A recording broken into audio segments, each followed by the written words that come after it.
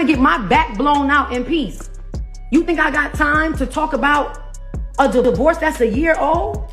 Chaos erupted in Teyana Taylor's backyard, and what happened next shook everyone who saw it. A family gathering turned into something nobody expected or wanted when Aaron Shumpert showed up to drop off his daughter and found Aaron and Pierre already there. The scene felt electric even before a word was spoken.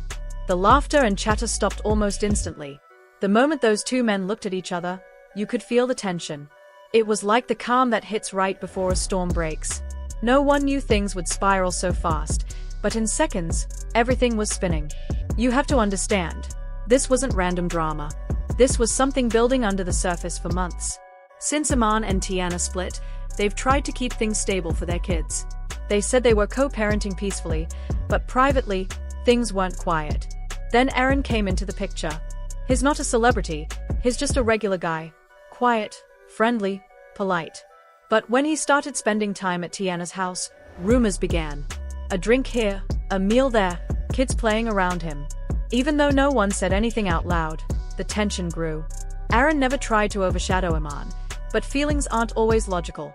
The house itself is part of Aaron's history. It's where his kids were born, where birthdays were thrown, where he and Teyana laughed together countless times. And now, someone else was stepping into that space without permission. The day it all fell apart started like any other.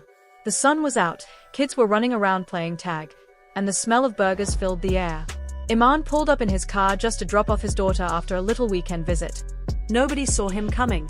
Aaron was standing by the grill, wearing a casual tee and shorts, chatting with friends, flipping burgers like any host. When Aaron stepped through the gate, everything went still. You could almost hear a pin drop.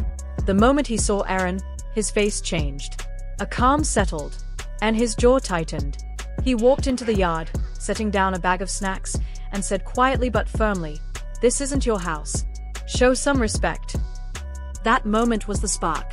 Aaron paused, spat out the spatula, and without missing a beat, said, "Then stop showing up like it is." It wasn't loud, but it cut deep. The kids suddenly looked curious. Teyana paused mid-sentence somewhere behind the gate, and friends held their breaths.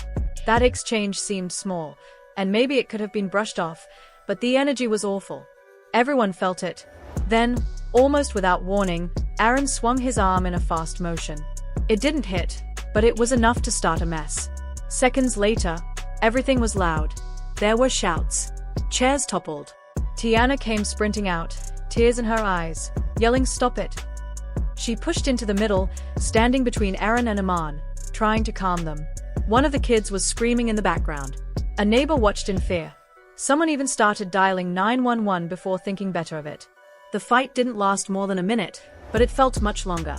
Friends dragged Aaron backward, someone wrapped arms around Aaron, and Teyana stood there, trying to hold her family together while it all fell apart. Afterwards, Aaron stormed off. He didn't stop to talk, didn't argue. He just left, slamming the gate behind him and getting into his car. He didn't take the child with him, but he didn't stay either. Aaron stood frozen for a moment, breathing heavily, hands shaking. Then one of his friends led him away. Teyana ran inside with the kids. The sun was still out, but it felt darker. By that night, the clip from the neighbor's camera was all over social media. Clips of the swing, the shouting, chairs falling, Teyana screaming. Fans reacted fast. Some said Aaron was insecure, could have handled it better. Others praised him for standing up for himself. Aaron was called a hero by some, because he didn't hit back. Others said he caused the tension by showing up unannounced. And Teyana? People either said she was a strong mother defending her family or blamed her for letting things get this far. But what's important isn't just the fight itself, it's what the fight means. This wasn't just about fists being thrown or egos clashing in the heat of the moment. This was about everything bubbling underneath the surface finally breaking through. It was about territory, insecurity, unhealed wounds, and blurred lines that should have been made clear long ago. Aaron may have felt like an intruder that night, standing in a space that technically isn't his but emotionally feels even less his. A home that still echoes with memories that don't belong to him. And Aaron? He may have walked in and felt like the pieces of his past were being erased in real time. That every photo taken down, every drawer filled with someone else's things, was a slow deletion of the life he once had. Teyana stands in the center of it all, navigating a battlefield where every step might set off an emotional landmine. She's trying to balance two very different men, past and present, while also protecting her peace, her home, and her children. She's trying to move forward, but the weight of the past clings stubbornly to her, pulled from both ends. And even though she didn't raise her voice or throw a punch, she's the one absorbing the impact of both men's reactions. In the days following the altercation, Iman didn't make any public statements. He didn't post cryptic messages or go live on Instagram to defend himself. He just went quiet. But sometimes silence speaks louder than any rant. Insiders say he's not just licking his wounds, he's already talking to lawyers. Whispers are circulating that he's considering legal changes to their custody arrangements. Maybe he doesn't want unannounced visits anymore. Maybe he's looking to establish more structure around who's allowed in the house when is scheduled to drop off or pick up the kids. Maybe he's drawing his own boundaries now, not out of spite, but out of hurt, fear, or a desperate attempt to regain some kind of control over a situation that feels like it slipped out of his hands. On the other hand, Aaron has also retreated into silence, but for different reasons. He hasn't posted anything online since the video of the fight leaked. Reportedly, he's upset, not just by the confrontation, but by the way it played out for the world to see. Sources say he feels like the footage made him look like the aggressor, that it stripped away any context and left him standing exposed in a moment that didn't reflect who he is. Maybe he felt provoked.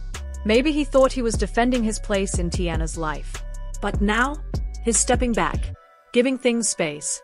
Maybe hoping it'll all blow over. Or maybe dreading that it won't. Meanwhile, Teyana's response has been measured but heavy. She hasn't given an interview or addressed the media frenzy directly. But she did what so many do now. She turned to her Instagram story to speak without really saying much. A black screen, a white font quote. Some lines you cross, you can't uncross. That felt less like a statement and more like a reckoning. A quiet admission that something broke that night, something deep and possibly irreversible. It didn't feel aimed at just one of them. It felt like it was meant for both. According to people close to her, she's now fiercely protective of her home, of her peace, and most of all, of her children. She's laying down clear rules. No one comes into that space unannounced. Not Aaron, not Iman. If they want to be part of the kids' lives, it has to be with structure, with consent, with respect. She's reportedly considering professional help to navigate the mess. Therapy for herself, counseling for the children, maybe even a family mediator to create healthy co-parenting boundaries before more damage is done. Because for the kids, all of this is more than messy. It's confusing. Painful. They heard the yelling. They saw adults push each other. They watched as a man they know ran out the front door in anger, and another stood frozen in the middle of a living room that suddenly didn't feel safe anymore.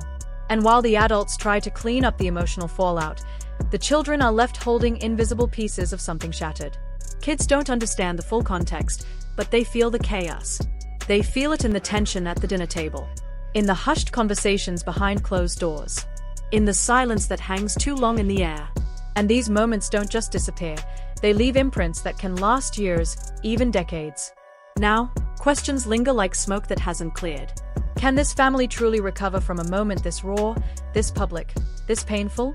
Can a co-parenting arrangement still work when trust has been fractured and emotions are on edge? Can Teyana rebuild any kind of stable relationship with both men, or will she have to choose distance to maintain sanity? Should Aaron step back entirely, at least for now, to allow wounds to close? And even if Iman wants to set boundaries, can he do so without tearing apart the fragile structure they've managed to build for their kids? The truth is, this isn't just about custody or pride or social media backlash. It's about people who once loved each other now trying to unlove each other gracefully, and failing. It's about learning how to coexist with ghosts in the room. It's about finding peace in a house that holds too many memories. And most of all, it's about children who deserve calm in a world where the adults are still figuring out how to grow up emotionally. No one really wins in situations like this. Not fully. Not cleanly. Everyone walks away with bruises, even if they aren't visible. But there's still time to do better. Still space for reflection. Still a chance to choose healing over hostility. The cameras have stopped recording. The posts will eventually get buried under new headlines. But what's left behind, the real, lasting impact, isn't on the screens. It's in the hearts of the people who lived it. And the hardest part, some lines, once crossed, truly can't be uncrossed. The only thing left is deciding what kind of story comes next. The backyard fight wasn't just about respect. It was about love, memory, loss, change. It was about a home changing hands before everyone was ready. And it happened in seconds, but the ripple will take years to settle. So now I ask you, what would you do if you were in Aman's shoes? Should Aaron have swung back? Or walked away? And what's the safest step for Teyana now? Drop your thoughts in the comments, hit that like button if this hit you hard, and don't forget to subscribe. Because when real emotions hit home, the rest of us end up learning too.